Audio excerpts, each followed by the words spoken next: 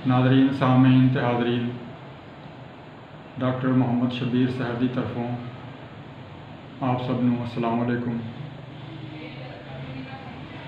अज फिर तुहाडे सामने पंजाबी का एक कलाम लैके हाजिर होया वां जिहदा मुख है अनहोनी।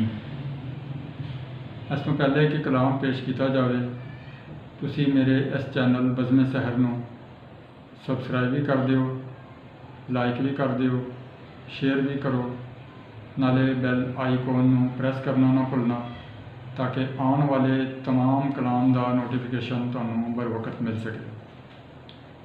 मेरे कलाम का मेन मकसद होंदा है समझना, सोचना, अपने आप ते गौर करना, इस कायनात ते गौर करना। असी जो कुछ कर रहे हैं उहदे ते गौर करना कि वह कितना कुछ सही है, कितना को गलत है,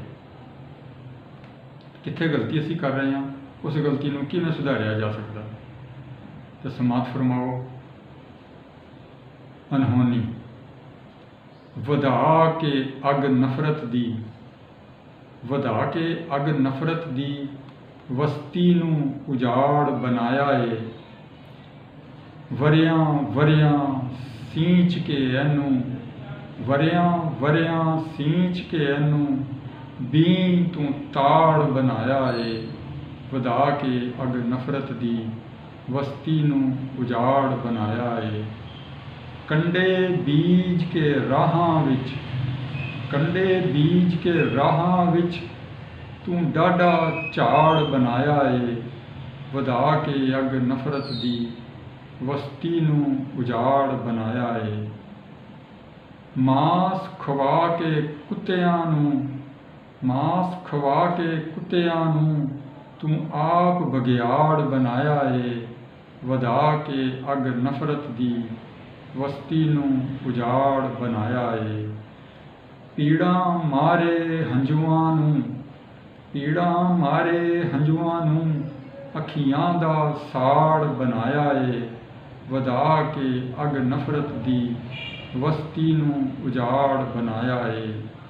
हुण मत्थे हथ रख की रोना, हुण मत्थे हथ रख की रोना जद हत्थीं वगाड़ बनाया है। वधा के अग नफरत दी वस्ती नूं उजाड़ बनाया है। सहर सौण दी गिलियां रुत्तां नूं, सहर सौण दी गिलियां रुत्तां नूं उस आप असाड़ बनाया है, उस आप असाड़ बनाया है। वधा के अग नफरत दी वस्ती नूं उजाड़ बनाया है।